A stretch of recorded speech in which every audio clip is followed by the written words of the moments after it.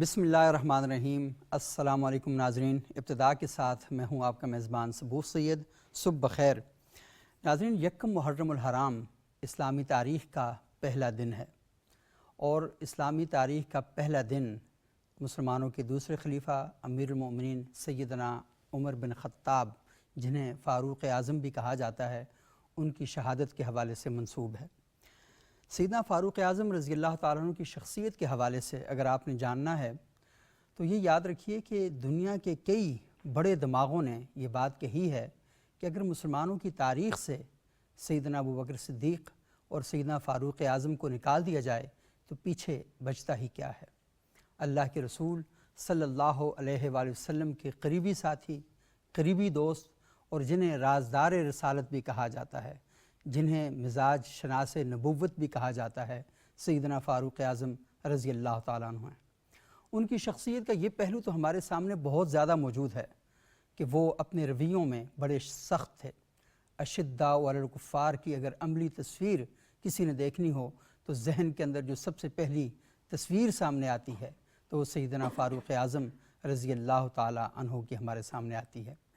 لیکن ان کی جو مینجمنٹ تھی، ان کے دور کے اندر جو اہم واقعات ہوئے، ہم یہ دیکھتے ہیں کہ ایک ایسی شخصیت کہ جس نے انسانی حقوق کی بنیادیں رکھیں، جس نے اولین ادارے قائم کیے، اور ان اداروں کے بارے میں آج پوری دنیا کہتی ہے اور انہیں یاد کیا جاتا ہے اولیات عمر، کہ یہ تاریخ انسانی کے اندر، تہذیب انسانی کے اندر پہلی شخصیت ہے جس نے ادارہ جاتی اصول جو ہیں وہ وضع کیے، ادارے قائم کیے۔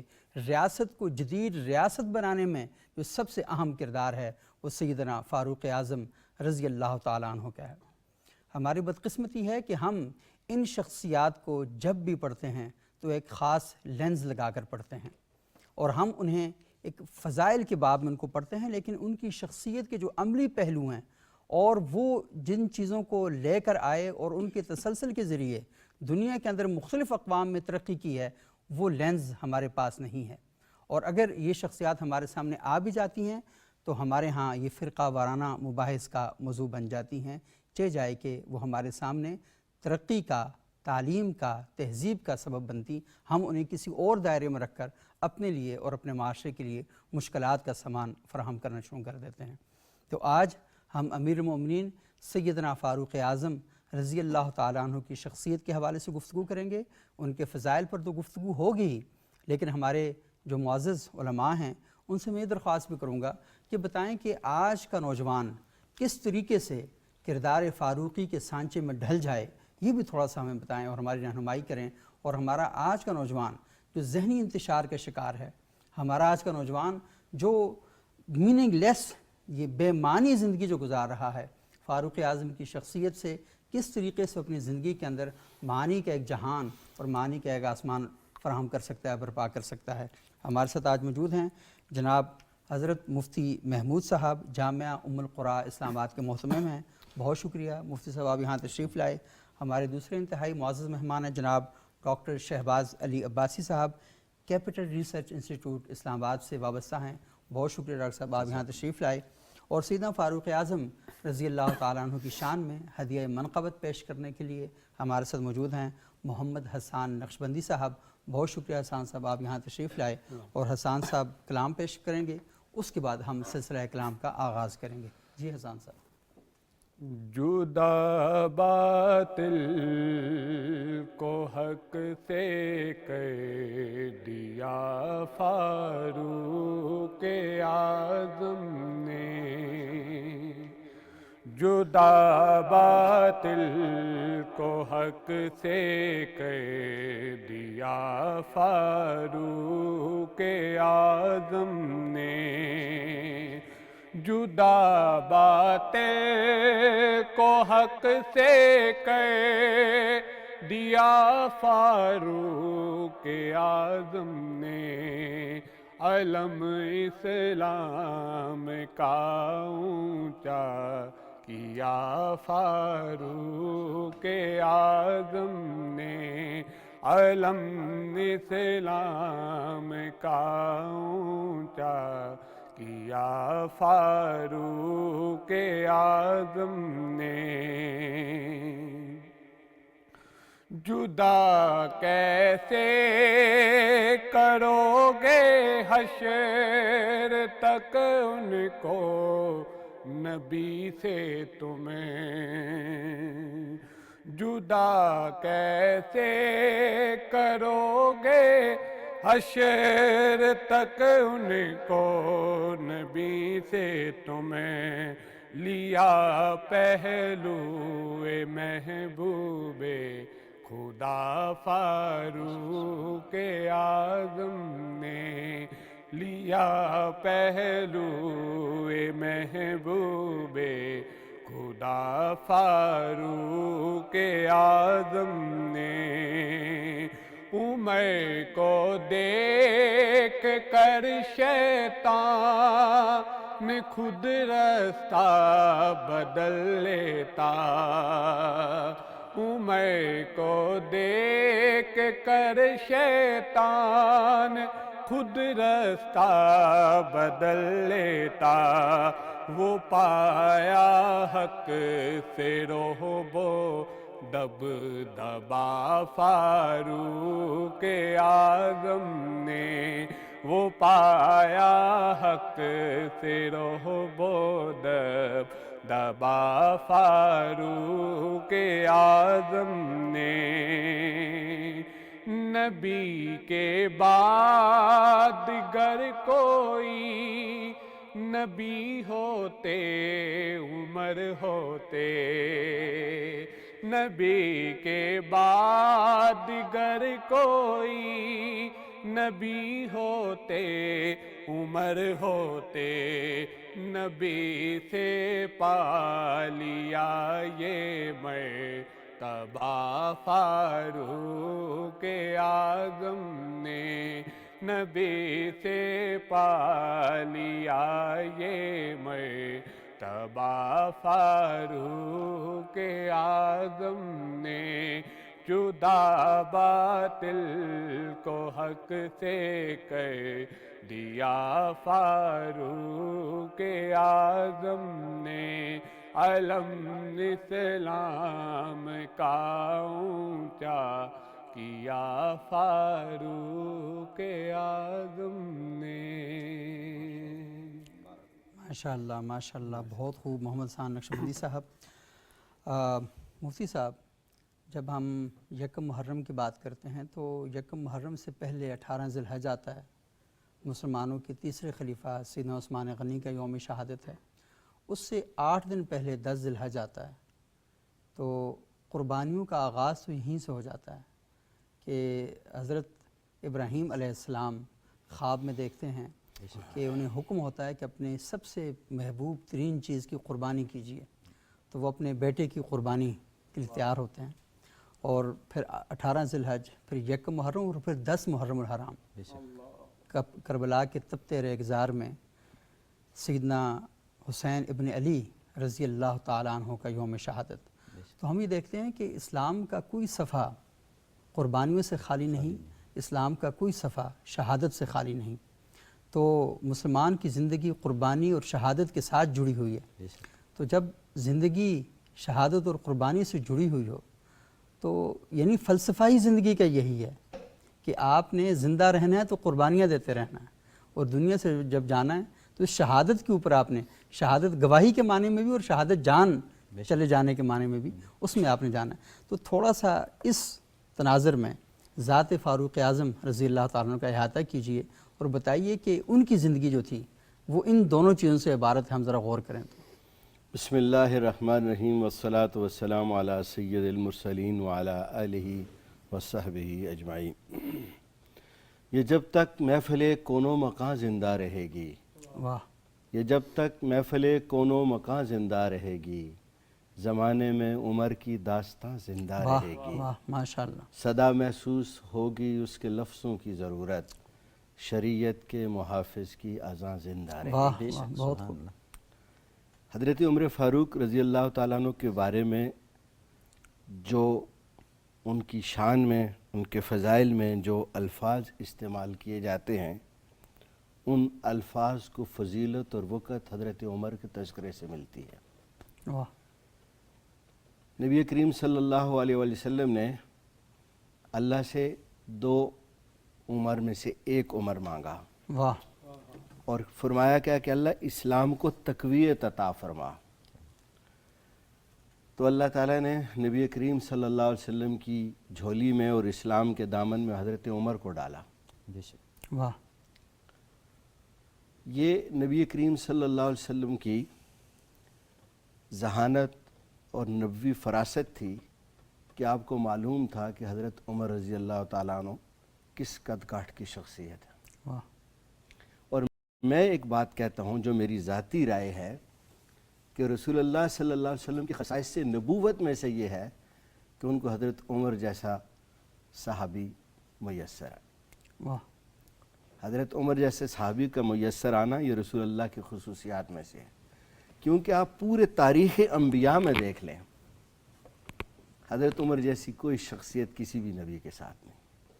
بے شک، اللہ تعالیٰ نے حضرت عمر رضی اللہ تعالیٰ عنہ کو اسلام کی شان اور آن بنا کر اسلام کے گلدستے میں ایک پھول کا اضافہ کیا۔ واہ، کسی صاحب نے کہا تھا کہ یہ جو آپ صلی اللہ علیہ وسلم کی حدیث ہے کہ خیر القرون کرنی ثم الذین یلونہم ثم الذین یلونہم، اس میں جو کرنی کا لفظ ہے صحیح، اس کے اندر بڑی اعجاز بیانی ہے کہ اس میں خلفائے راشدین کا تذکرہ ہے۔ کرنی میں جو قاف ہے، نصیر صاحب نے جی پورا خطاب ہے ان کے اس پر۔ ہاں، کرنی کا جو قاف ہے یہ ابو بکر صدیق رضی اللہ تعالیٰ عنہ کا ہے، واہ، اور جو رے ہے یہ حضرت عمر کی ہے، واہ، اور جو نون ہے یہ حضرت عثمان عثمان غنی کا کا ہے، اور جو یہ ہے یہ حضرت علی المرتضیٰ کیا۔ بہت بہت خوب، ماشاءاللہ۔ تو حضرت عمر کی شان میں وہی عرض کرنا چاہتا ہوں کہ دیکھیں موافقات عمر پر پوری کتابیں لکھی، صحیح، کئی ایسی جہتیں ہیں، کئی ایسے مواقع ہیں جہاں قرآن حضرت عمر کی رائے کے موافق نازل ہے۔ واہ، اس سے بڑھ کر فضیلت اور کیا ہو سکتی ہے واہ، کہ عمر کا ذہن اور اللہ کی وحی کا اتصال ہوتا ہے۔ اللہ اکبر، جو حضرت عمر کے دل میں اللہ نے الہام کیا اس کو وحی بنا دیا۔ واہ، اور جو آپ نے فرمایا قربانی، وہ شاہ ولی اللہ فرمایا کرتے تھے کہ اسلام ایک ایسا درخت ہے جو شہادت کے خون سے سیراب ہوتا ہے اور پھر پھلتا پھولتا ہے۔ امت کے بڑے لوگوں میں سے اپنی جان کا نذرانہ پیش کرنے والے حضرت عمر ہیں رضی اللہ تعالیٰ۔ رضی اللہ، تو کسی نے کہا تھا کہ قاتل نے خنجر حضرت عمر کے پہلو میں پیوست نہیں کیا، وہ اسلام کے سینے میں پیوست کیا، کیونکہ اتنی بڑی شخصیت کی شہادت معمولی شہادت نہیں ہے۔ تو بے شمار فضائل سے اللہ تعالیٰ نے حضرت عمر رضی اللہ تعالیٰ عنہ کو نوازا۔ جب رسول اللہ صلی اللہ علیہ وسلم کی مخالفت تھی تو انتہا درجے کی تھی، اور جب موافقت تھی تو اسلام لانے کے فوراً بعد اعلان کیا کہ آج سے نماز خانہ کعبہ میں کعبہ باجماعت میں پڑھیں گے، ہوگی۔ واہ، پڑھیں گے آج کعبہ میں، جو وہ روکے جس کی ہو۔ طاقت ہو، واہ، اڑا دوں گا میں سر اس کا کفر کا جو نواب آیا۔ واہ، واہ، حضرت عمر نے حضور سے پوچھا کہ نماز کعبے میں کیوں نہیں باجماعت پڑھتے؟ تو حضور نے فرمایا تیری برادری نہیں پڑھنے دیتی۔ پڑھنے دیتے۔ تو فرمایا نکلتا ہوں نا میں اعلان کرتا ہوں جس نے اپنی بیوہ کروانی ہو بیوی اور بچے یتیم کروانے ہو میرا راستہ روکے۔ تو حضور صلی اللہ علیہ وسلم کی وہ پیشن گوئی پوری ہوئی کہ اللہ اسلام کو عمر کے ذریعے تقویت عطا فرما۔ واہ، پھر اس کا دوسرا جو پہلا جو اعجازی پہلو ہے کہ اللہ تعالیٰ نے حضرت عمر کو انتہا درجے کی ذہانت سے نوازا تھا۔ اسی لیے تو آپ سے فرمایا لو کان بعد نبی لکان عمر، اگر میرے بعد کوئی نبی ہوتا تو حضرت عمر۔ صحیح، تو حضرت عمر نے ایسے کارنامے سر انجام دیے جو آپ گزشتہ تاریخ میں دیکھیں تو کہیں نہیں ملتے، یعنی جس کو کہتے ہیں نا اختراعات، صحیح، آپ کے وجود مبارک سے پھوٹنے والی وہ چیزیں وہ کہیں بھی نہیں ملتی۔ صحیح، مثال کے طور پر سب سے پہلے آپ دیکھیں کہ اپنی حکومت کا نظم و نسق سنبھالنے کے بعد آپ نے مردم شماری کا آغاز کیا۔ بالکل، اس سے مردم پہلے شماری کبھی نہیں کے آغاز سے یہ پتہ چل گیا کہ قلمرو اسلامی کے اندر کتنی تعداد ہے مسلمانوں مردوں کی اور مسلمان عورتوں کی۔ پھر دوسرا کارنامہ یہ کیا کہ شہری علاقوں میں آبادی کے دباؤ کو کم کرنے کے لیے سائیڈ ایریاز پہ ٹاؤن بنائے. شہر ایک خاص حد سے زیادہ نہیں بڑھنا چاہیے.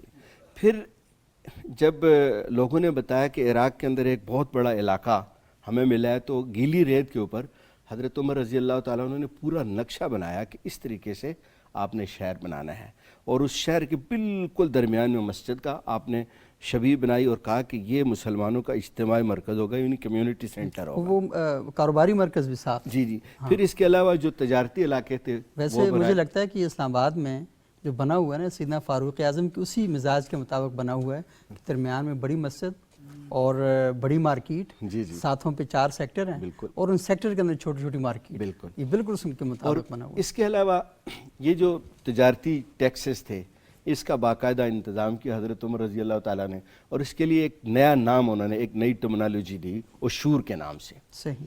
اس کے علاوہ شہری معاملات کو حل کرنے کے لیے فوج سے ہٹ کر حضرت عمر رضی اللہ تعالیٰ نے پولیس کا محکمہ قائم کیا. یہ الگ سے، یہ بالکل علیحدہ سے. اور پھر ساتھ یہ کیا کہ عدلیہ بنائی، ججز قاضیوں کی تنخواہیں مقرر کی اور انتظامیہ کو عدلیہ کے ماتحت کیا کر دیا اور الگ بھی کیا. جی. یعنی اس سے پہلے بالکل جوائنٹ جو سربراہ ہوتا تھا وہی جج ہوتا تھا، وہی جج ایگزیکٹو کو جوڈیشری سے علیحدہ کر دیا. پھر ان دونوں کو ملا کرنا ایک نیا احتساب کا محکمہ بھی قائم کیا. یہ حضرت عمر کا اللہ تعالیٰ نے ایک ان کو بہت عظیم ذہن سے نوازا تھا. ایک دفعہ حضرت عمر رضی اللہ تعالیٰ عنہ تشریف لے جا رہے تھے، رات کو گشت کر رہے تھے. صحیح. تو ایک بچے کے رونے کی آواز آئی، دروازہ کھٹکھٹایا، پوچھا کہ بچہ کیوں رو رہا ہے؟ کہتے جی یہ دودھ کے لیے رو رہا ہے. بھائی دودھ پلاؤ اس کو. صحیح. کہنے لگے جی وہ دودھ اس لیے نہیں پلا رہے کہ گورنمنٹ نے اصول بنایا کہ جب بچہ دودھ چھوڑے گا تو اس کو گورنمنٹ کی طرف سے وظیفہ ملے گا. یہ بات حضرت عمر کے دل پہ اثر کر گئی. تشریف لائے اور واپس آ کے کہا کہ بچہ جو ہی پیدا ہوگا اس کا وظیفہ سرکار دے گی. آج بھی یورپ کے اندر جو عمر لا ہے، جو نوزائیدہ بچوں کو وظیفہ ملتا ہے، یہ حضرت عمر رضی اللہ تعالیٰ. ایک بوڑھے یہودی کو دیکھا بھیک مانگ رہا تھا. صحیح. کہا بھیک کیوں مانگ رہے ہو؟ اس نے کہا حضور بوڑھا ہو گیا ہوں، کچھ کام کاج نہیں کر سکتا. بیت المال سے اس کا وظیفہ مقرر کیا اور فرمایا کہ یہ بہت ظلم کی بات ہے کہ ہم اس کی جوانی سے تو فائدہ اٹھائیں اور جب یہ بوڑھا ہو جائے تو ہم اس کو بے روزگار چھوڑ دیں. پینشن کا نظام کا آغاز کر دیا. اسی طریقے سے فوجوں کے جو باقاعدہ عہدے مقرر کیے، جو بعد میں ہندوستان میں ہم دیکھتے ہیں 7,000 10,000 5,000 یا جس کو ہم کہتے ہیں میجر بریگیڈیئر یا میجر جنرل، ٹھیک ہے کہ نہیں، یہ ساری چیزیں. تو حضرت عمر رضی اللہ تعالیٰ عنہ کو اللہ تعالیٰ نے منفرد خصوصیات کے ساتھ نوازا تھا، اور رسول اللہ صلی اللہ علیہ وسلم سے محبت کا یہ عالم تھا کہ ایک دم حضرت عمر تشریف لے جا رہے تھے، راستے میں کچھ دیر کے لیے رکے اور پھر آگے چل پڑے. تو ساتھیوں نے پوچھا کہ یہ بتائیے آپ یہاں کیوں رکے، پھر کیوں چلے؟ تو فرمایا مجھے معلوم نہیں، ایک دفعہ میں سید دو عالم کے ساتھ جا رہا تھا، آپ بھی یہاں کچھ دیر رکے تھے اور چل پڑے تھے، مجھے معلوم نہیں کہ وہ کیوں رکے تھے اور کیوں چلے تھے، بس میں نے اپنے آقا کی پیروی میں یہ قدم اٹھایا. اللہ. اکثر روتے تھے حضرت عمر رضی اللہ تعالیٰ عنہ، ایک پہاڑ کی چوٹی پہ جایا کرتے تھے اور وہاں سے نیچے دیکھا کرتے تھے اکثر اور روتے رہتے تھے. تو ایک خادم کو جس کو طبیعت میں بڑا دخل تھا، اس نے کہا امیر المومنین یہاں آ کے کیوں روتے ہیں آپ؟ تو فرمانے لگے میں یہاں کے اس لیے روتا ہوں کہ یہی پہاڑ تھا، یہی اس کا دامن تھا اور میں ہوتا تھا اور میں بکریاں چرایا کرتا تھا، اور وہ بکریاں آگے پیچھے ہو جاتی تھی تو میرا باپ مجھے ڈانٹ کے کہتا تھا عمر عمر تجھ سے بکریاں نہیں سنبھالی جاتی، تو کیا کرے گا زندگی میں؟ قربان جو میں نے آقا پہ جس نے مجھے امیر المومنین بنا دیا. اچھا لفظ امیر المومنین سے یاد آیا کہ یہ امیر المومنین کا لقب بھی حضرت عمر نے اختیار کیا. اس سے پہلے خلیفۃ الرسول کہا جاتا تھا، حضرت عثمان کو خلیفۃ الرسول کہا جاتا تھا، انہوں نے اپنے لیے امیر المومنین کا. اچھا پھر یہ جو آپ یہ دیکھیں کہ جو ڈیزاسٹر مینجمنٹ ہے، یہ سب سے پہلے حضرت عمر رضی اللہ تعالیٰ عنہ نے شروع کی. انہوں نے پوری اپنی یعنی ریاست کے اندر مختلف جگہوں پر ایسے کیمپ بنائے جہاں ہنگامی خوراک رکھی جاتی تھی کہ خدا نخواستہ اگر کوئی ایسا سانحہ ہو جائے تو لوگوں کو خوراک کے لیے قحط جو پڑ گیا تھا اس کی مینجمنٹ اس کی بڑی شاندار کی، جو عراق سے لوگ آئے تھے. تو حضرت عمر رضی اللہ تعالیٰ عنہ کو ہر لحاظ سے اللہ تعالیٰ نے ایک مکمل شخصیت بنایا تھا. وہ جو مائیکل ایچ ہارٹ نے کتاب لکھی نا، تو اس میں اس نے ایک بات لکھی تھی اس نے کہا تھا کہ رسول اللہ صلی اللہ علیہ وسلم کی سب سے بڑی کامیابی ہے کہ وہ تاریخ کے انتہائی کامیاب انسان ہیں اور انہوں نے نرسری آف ہیروز بنائی، اللہ، جو اس کائنات میں اس کی کوئی مثال نرسری آف ہیروز، واہ بہت خوب. اور نظر تھی میرے پیغمبر صلی اللہ علیہ وسلم کی. حضرت ابو بکر پہ پڑی تو صدیق بن گئے، عمر پہ پڑی تو فاروق بن گئے، عثمان پہ پڑی تو غنی بن گئے، اور علی پہ پڑی تو شیر خدا بن گئے. شہر خدا. تو حضرت عمر مکمل شخصیت. وہ کسی کا شعر بھی ہے نا کہ جو نہ تھے خود راہ پر اوروں کے ہادی بن گئے، کیا نظر تھی جس نے مردوں کو. کو شبلی نعمانی نے کہا کہ یہ کس کا کرشمہ تھا کہ عرب کے بچے کھیلنے جاتے تھے ایوان گہے کسرہ میں شکار، واہ. وہ الٹ دیتے تھے دنیا کا مرکہ دم میں، جن کے ہاتھوں میں رہا کرتی تھی اونٹوں کی مار. واہ. وہ بوریوں پہ بیٹھنے والے، وہ شاہوں کے تاجوں سے الجھ گئے. انہوں نے بین الاقوامی تہذیبوں کا افتتاح کیا، انہوں نے کیسر و کسرا کا نظام تلپٹ کر دیا. یہ کیا تھا؟ میں یہ سمجھتا ہوں یہ رسول اللہ صلی اللہ علیہ وسلم کی تربیت تھی اور حضرت عمر نے اس کی بنیاد رکھی. واہ ماشاءاللہ، بہت خوب. اور یہی وجہ ہے کہ ہم یہ دیکھتے ہیں کہ جن لوگوں نے تاریخ کو تلپٹ کر دیا اور تاریخ کا مزاج اور تہذیبوں کا رنگ بدل کے رکھ دیا، تو لازمی ہے تو بہت سی تہذیبوں کو تکلیف تو ہوئی ہوگی، اس سے بہت جگہ پر تکلیف تو پہنچی ہوگی. اور جب یہ تکلیف پہنچتی ہے تو لازمی پھر پروپیگنڈا بھی بہت زیادہ عروج پر ہوتا ہے. تو ہم یہ دیکھتے ہیں کہ ان مقدس شخصیات کو جنہوں نے اپنا تن من دھن سب کچھ قربان کر دیا، ان کے خلاف پھر پورے ایک محاذ بنائے گئے تاکہ ان کے کردار کو مشکوک بنا دیا جائے. تو یہ جو پورا ایک عمل ہے ہماری تاریخ کے ساتھ، تو ہمیں اس سارے عمل کو دیکھنا ہوگا اور یہ دیکھنا ہے کہ جن شخصیات کی تعریف دنیا کے بڑے ذہن اس وجہ سے کر رہے ہیں کہ رسول اللہ نے جو نرسری آف ہیروز بنائی ہے، اور ہمارے ہاں ان شخصیات کو مشکوک بنانے کی کوششیں کی جا رہی ہیں.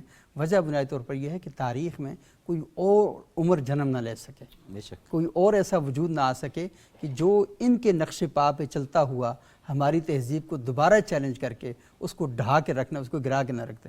تو یہ بڑی اہم باتیں. ناظرین یہاں پر ایک چھوٹا سا وقفہ لیں گے، وقفے کے بعد دوبارہ آپ کی خدمت میں حاضر ہوتے ہیں اور سیدنا فاروق اعظم رضی اللہ تعالیٰ عنہ کی شخصیت اور کردار کے حوالے سے مزید گفتگو کرتے ہیں.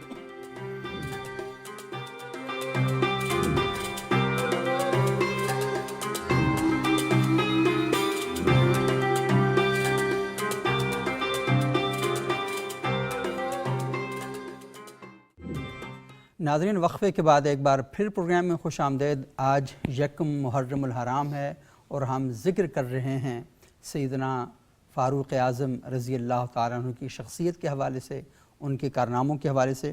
ڈاکٹر شہباز علی عباسی صاحب تھوڑا سا ذکر کیجئے سیدنا فاروق اعظم رضی اللہ تعالیٰ عنہ کا جو دور حکومت ہے، اور بہت خوبصورتی کے ساتھ اس دور میں جو انہوں نے اہم کارنامے سر انجام دیے اور تاریخ کی اور تہذیب کی نئی بنیادیں رکھیں. اور آج کی جو جدید دنیا ہے، اس جدید دنیا کی جڑوں میں سیدنا فاروق اعظم کے فہم و فراست جو ہے وہ موجود ہے. تو تھوڑا سا میں کہوں ان کی ذاتی زندگی کے حوالے سے تھوڑا سا بتائیں کہ وہ اپنی ذات میں کیسے انسان تھے. بسم اللہ الرحمن الرحیم.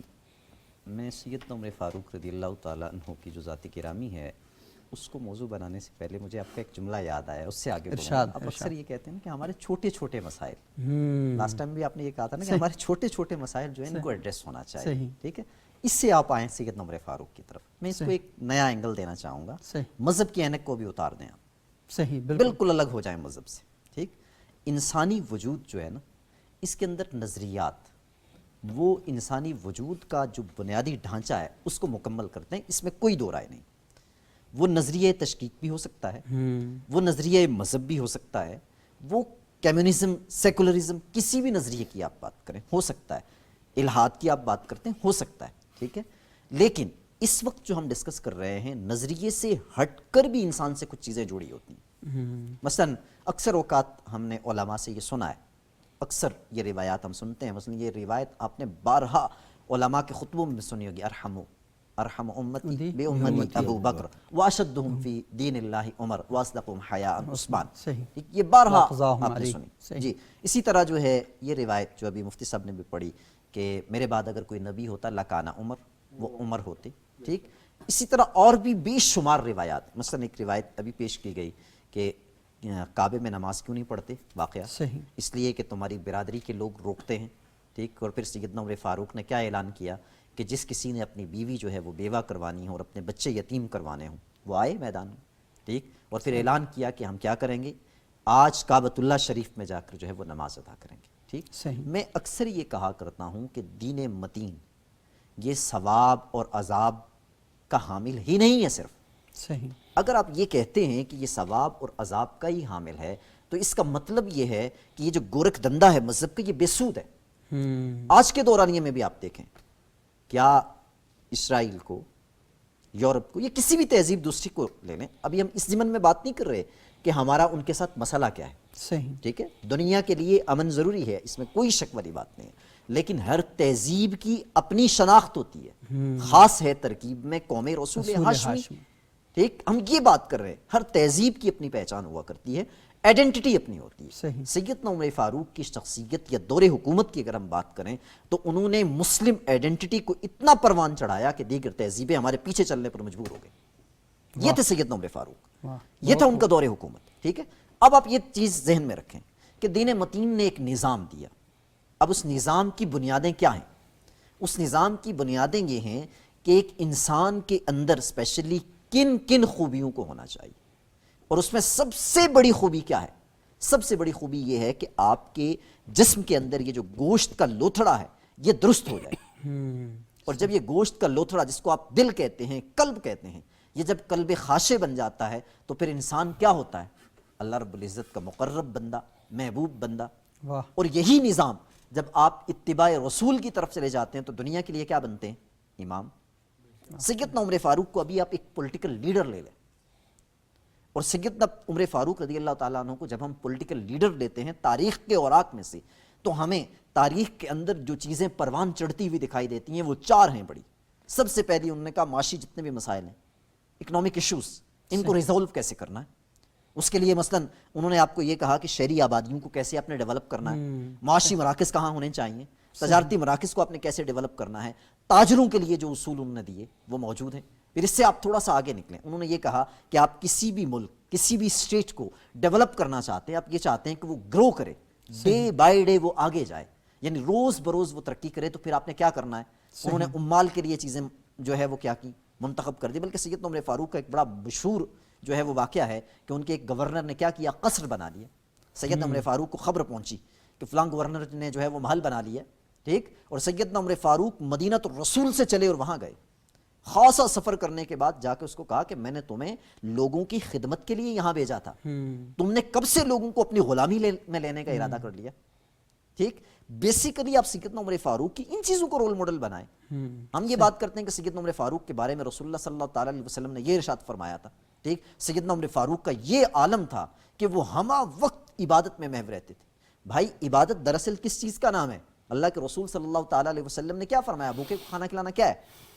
ننگے کو کپڑا پہنانا کیا ہے؟ اللہ کے رسول صلی اللہ تعالیٰ علیہ وسلم نے مقاصد شریعت جو بیان کی ہیں 5 بڑے، ان میں ہے کیا بنیادی طور پہ؟ بھائی ان میں سب سے بڑی چیز یہ ہے کہ جہاں آپ رہ رہے ہیں، المسلم من سلم المسلمون من لسانہ و یدہ، ٹھیک۔ سیدنا امام اعظم ابو حنیفہ نے ایک دفعہ اپنا گھر بیچنے کی بات کی تھی نا، بتانے کا مقصد کیا ہے کہ ہم نے دین اسلام کے ان درخشاں پہلوں کو اپنی زندگی میں نافذ نہیں کیا، ہمارا دین سارے کا سارا ثواب اور عتاب کے گرد گھومتا رہتا ہے۔ سیدنا عمر فاروق کے دور حکومت کی کئی چیزیں جو ہے وہ یہاں گنوا دی گئیں، ٹھیک، فوج کا محکمہ، ڈاک کا محکمہ، پولیس کا محکمہ، اسی طرح آباد کاری کے اعتبار سے، مردم شماری کے اعتبار سے، یہ آپ کی ساری چیزیں کیا ہیں بنیادی طور پہ؟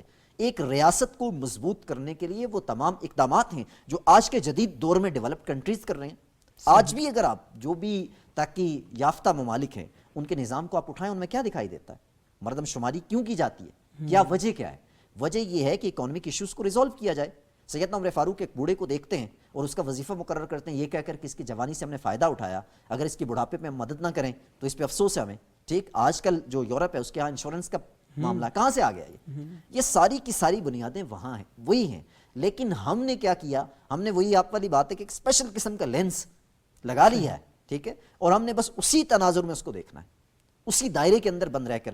اور پھر اس سے بھی بڑی بات، اور سب سے بڑی بات جو ہے وہ کیا ہے، اس کے اوپر بڑا تف آتا ہے، وہ یہ کہ ایک مینڈک کے بارے میں مشہور ہے نا، وہ اپنے تالاب میں یا وہ جو اس کا تھا اس کے اندر چھلانگے لگاتا ہے اور کہتا ہے ساری دنیا یہی ہے۔ ایک دن کسی نے باہر نکال دیا، وہ کہتا ہے یار میری دنیا تو وہاں ختم ہو گئی تھی، یہ کیا ہے؟ یہ کسی نئے جہان میں آ گیا ہوں، ٹھیک۔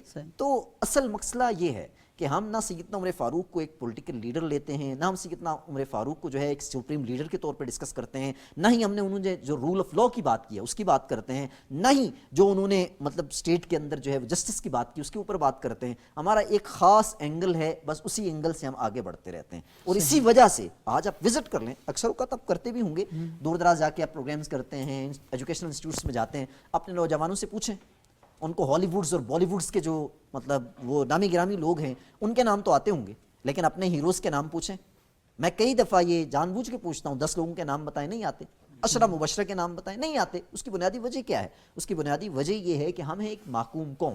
اس وقت ایک ہم دور عروج سے دور زوال کی طرف چلے گئے، اور جب ہم دور زوال کی طرف چلے گئے تو الٹیمیٹلی ہم نے کسی کے پیچھے کسی کے نقش قدم کے اوپر چلنا شروع کر دیا. اور جب ہم نقش قدم پر چلے تو مسئلہ یہ ہوا کہ ہم نے اپنے لوگوں کی ان تمام اوصاف کو بھلا دیا جس کی وجہ سے زمانے میں ہم ممیز اور ممتاز ہوا کرتے تھے. مسئلہ یہ ہے سارا کہ آج کے اس نوجوان کو خدا را یہ باتیں بتائیں کہ سیدنا عمر فاروق وہ تھے جنہوں نے ایسی ریاست کی بنیاد رکھی تھی جس کی وجہ سے آج بھی بہت سارے ڈیولپڈ کنٹریز جو ہے عمر لاس کی بات کرتے ہیں. ٹھیک ہے، بہت سارے ایسے جو ہے ممالک ہیں جو کیا کرتے ہیں، سیدنا عمر فاروق کے ایڈمنسٹریٹو ان اصولوں کو، ان رہنما اصولوں کو جو ہے وہ اٹھاتے ہیں، اٹھا کر اپنی ریاست کو آگے بڑھاتے ہیں. یہ ڈاکٹر صاحب یہ بڑی اہم بات ہے، سوری آپ کی بات میں کاٹ رہا ہوں. مسئلہ یہ ہے کہ جب تک چیزوں کو آپ مارکیٹ کے ساتھ کنیکٹ نہیں کرتے تو نہ شخصیات پھر قابل ذکر رہتی ہیں، نہ ہی پروڈکٹ قابل ذکر رہتی ہے. بالکل ایسا ہی ہے. تو آپ نے اگر کچھ 100 سال پرانی پروڈکٹ آج بیچنے کی کوشش کریں گے تو لوگ اسے انٹیک کے طور پر شاید گھر میں تو رکھ لیں، لیکن کبھی بھی اسے کہیں گے اس کا فائدہ کچھ نہیں ہے، لیکن پہلے ہوا کرتی تھی. اکثر اوقات شخصیات کو بھی اگر آپ فضائل کے باب میں باندھے رکھیں گے اور مارکیٹ سے ڈسکنیکٹ کر دیں گے، نتیجہ اس کا کیا نکلے گا؟ یہی نکلے گا کہ لوگ کہیں گے ہاں یار پرانے دور کے لوگ تھے، کیا کرنا ہے. ان کو اگر آج کے دور سے جوڑنا ہے. ہاں میں ایک یہاں گزارش کروں گا، میں اکثر اوقات یہ کہا کرتا ہوں کہ دین اسلام سب سے زیادہ ماڈرن دین ہے. ٹھیک، اور اس کے ساتھ میرا یہ جملہ ہوتا ہے اکثر، میں یہ کہتا ہوں کہ اسلام کی شخصیات جو ہے وہ کسی دور میں مری نہیں، وہ زندہ و جاوید ہیں. ٹھیک، اب یہ الگ بات ہے کہ لاجیکل سمجھانے کے لیے میں یہ کہہ دیتا ہوں کہ شہید زندہ ہوتا ہے، لیکن اصل میں کردار کی بات ہے. کردار کی بات ہوتی ہے. کردار کسی دور میں نہیں مرتا، کردار ہر دور میں آگے بڑھتا رہتا ہے. صحیح. آپ کی اجازت سے میں ایک بات کرنا چاہوں گا، اور اس پروگرام کے توسط سے ارباب اختیار اور حکام تک ایک بات پہنچانا چاہتا ہوں. حضرت عمر رضی اللہ تعالیٰ عنہ کے حوالے سے پاکستان کی جو بگڑتی ہوئی معاشی صورتحال ہے، ایک بنیادی غلطی کر رہے ہیں ہم. حضرت عمر رضی اللہ تعالیٰ عنہ کے بارے میں لکھا کہ غیر ملکی تاجروں کے لیے چند اصول انہوں نے بنائے تھے. صحیح. پہلا اصول یہ بنایا تھا کہ کوئی بھی غیر ملکی تاجر اگر ہمارے ملک میں تجارت کرے اور جو چیز وہ یہاں پر فروخت کرے، اگر وہ چیز ہمارے ملک میں پہلے سے بن رہی ہے تو اپنی چیز کی قیمت زیادہ رکھے گا. صحیح. دوسری چیز انہوں نے یہ فرمایا کہ جو بھی غیر ملکی تاجر ہمارے ملک میں تجارت کرے گا وہ اپنی آمدن کا اتنے فیصد حصہ اسی ملک میں خرچ کرے گا. صحیح. تیسرا یہ اصول تھا کہ وہ کوئی بھی اگر انفراسٹرکچر یہاں لگاتا ہے تو اس کے جو مزدور اور کارکن ہیں ان میں بھی ایک خاص تعداد اسی ملک کے رکھے. وہ ابھی کرتے ہیں CSR.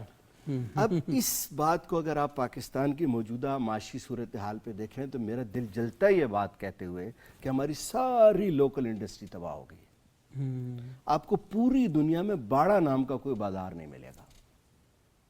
ایسے ہی. ٹھیک ہے. ہمارے اب میں اس کی چھوٹی سی ایک مثال دیتا ہوں. مثال کے طور پر آپ واشنگ مشین لینے کے لیے مارکیٹ میں جاتے ہیں تو وہاں پر آپ کو دکاندار یہ بتاتا ہے کہ صاحب یہ واشنگ مشین جو ہے نا وہ 12,000 روپے کی ہے، یہ جاپانی ہے، یہ کوریا کی بنی ہوئی 8,000 روپے کی ہے، اور یہ چائنا کی بنی ہوئی 17,000 کی، اور یہ پاکستانی بنی ہوئی 22,000 روپے کی ہے.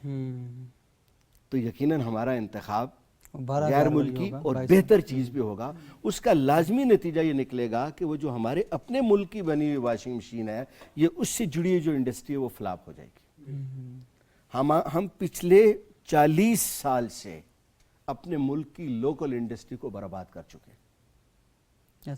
آج ہم نوکریاں ڈھونڈتے ہیں جبکہ ہمارے کارخانے بند ہو رہے ہیں، ہماری انڈسٹریز بند ہو رہی ہیں، اس لیے کہ ہم نے اس کثیر تعداد میں بغیر کسی یعنی چھان بین کے مال امپورٹ کر لیا ہے کہ ہم اس وقت لوگوں کا مال بیچ رہے ہیں. آپ کسی بھی جنرل سٹور پہ چلے جائیں، آپ وہاں اس پہ نظر دوڑائیں تو آپ کو پتہ چلے گا 2 سے 3% بھی آپ کے اپنے ملک کی پروڈکٹ وہاں موجود نہیں ہے، اور ہم سب کمیشن پر غیر ملکی مال بیچ رہے ہیں، اس لیے کہ ہم نے اتنی آزادی دے دی انہوں نے۔ مثال کے طور پر آپ دیکھیں ہماری پروڈکشن ہی کوئی نہیں ہے پروڈکشن، مثال کے طور پر کچھ ایسے ممالک ہیں وہ دیکھتے ہیں کہ اچھا اس ملک میں یہ چیز بڑی بکتی ہے، مثال کے طور پر ماچس ہے، وہ بڑی بکتی ہے اور ماچس بکتی ہے 2 روپے کی، تو انہوں نے اتنی تعداد میں ماچس 50 پیسے کی دے دی، اب کون 2 روپے کی خریدے گا؟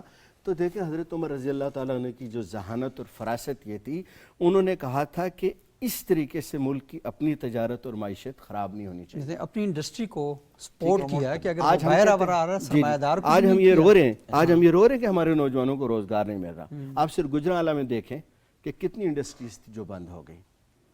تو تاجر جب کسی ملک کا خوشحال نہیں ہوتا تو وہ ملک کبھی خوشحال نہیں ہوتا، کیونکہ تاجر وہ ہستی ہوتی ہے جو کما کے دیتا ہے، باقی وصول کرنے والے ہوتے ہیں، یہ دینے والے لوگ ہوتے ہیں۔ یہاں پہ سے مستقل لوگ پھر یہ بھی اعتراض کرتے ہیں نا کہ ایک تو چیز مہنگی خریدیں اور دوسرا اس کی کوالٹی بھی نہ ہو، کوالٹی اس تو لیے لیکن یہ نا کہ پھر آپ کو کوالٹی مینٹین کریں نا، آپ جب یہ شرائط بھی لگائیں اور ساتھ جو لوکل انڈسٹری ہے اسے اس بات کا پابند کریں، کیونکہ جب اس کی مارکیٹ زیادہ ہوگی تو خود بہت چیز اچھی بنائے گا، وہ مجبور ہوگا۔ بالکل ایسا ہی ہے، بالکل ایسا ہے، لیکن میں نے کہا کہ حضرت عمر رضی اللہ تعالیٰ نے ذہانت، اور آپ دیکھ لیں کہ بہت اچھا کہ سونے سے لدی پھندی ایک عورت جاتی تھی اس اور زکوٰۃ لینے والا کوئی نہیں ملتا تھا، اس لیے کہ اس کی جو بنیاد تھی وہ بہت اچھے خطوط پر استوار کی۔ ڈاکٹر صاحب نے اسی طرف بڑی اچھی گفتگو کی، تو میں سمجھتا ہوں کہ حضرت عمر رضی اللہ تعالیٰ عنہ کے یہ کارنامے جو ہیں، میں ایک گھر کے سربراہ سے لے کر حکومت کے سربراہ سب تک کے لیے ایک روشن مثال ہے۔ صحیح، اور سب سے بڑی بات یہ ہے کہ انصاف وہاں پر مجسم نظر آتا تھا، اور ہم وہ دیکھتے ہیں کہ جب عمر بن العاص ان کے دور میں،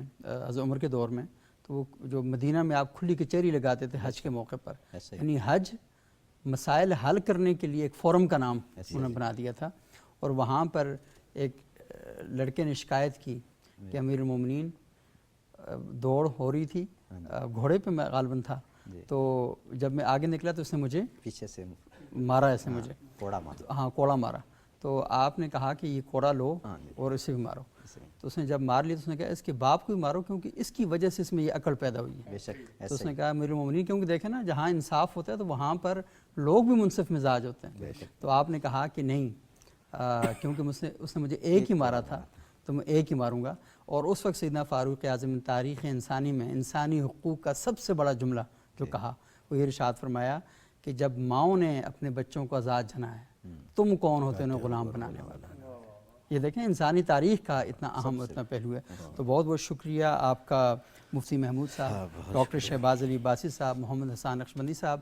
ناظرین، آج آپ نے گفتگو کو سنی سیدنا فاروق اعظم کی سیرت اور کردار کے حوالے سے، اور اسلامی تاریخ کے اندر تمام شخصیات ہی ایسی ہیں، اور اللہ کے رسول نے فرمایا کہ یہ جو صحابہ ہیں یہ تو نجوم ہدایت ہیں، آپ ان سے ہدایت حاصل کرتے ہیں، اور جس کی بھی اتباع کریں گے یہ آپ کو اللہ کے رسول کے دامن کے ساتھ جا کر جوڑ دے گا۔ اور سیدنا فاروق اعظم اسلامی تاریخ کی وہ بے مثال شخصیت ہیں کہ جن سے صرف ہم ہی فائدہ نہیں اٹھا رہے، بلکہ اگر مجھے کہنے کی اجازت دیجیے ہم تو فائدہ ہی نہیں اٹھا رہے، فائدہ ان کی شخصیت سے وہ اقوام اور وہ ممالک اٹھا رہے ہیں کہ جن کے بارے میں ہمارا یہ اعتراض ہے کاش وہ کلمہ پڑھ لیں تو ہم سے اچھے مسلمان ہو جائیں۔ تو ذرا غور تو کریں نا کہ وہ کیا اصول ہیں، کیا قاعدے اور ضابطے ہیں، کن لوگوں کے ساتھ اپنے آپ کو جوڑتے ہیں کہ وہ اس نظام اور اس مزاج تک پہنچیں۔ اگلے پروگرام تک کے لیے اجازت دیجیے گا، بہت شکریہ، اللہ حافظ۔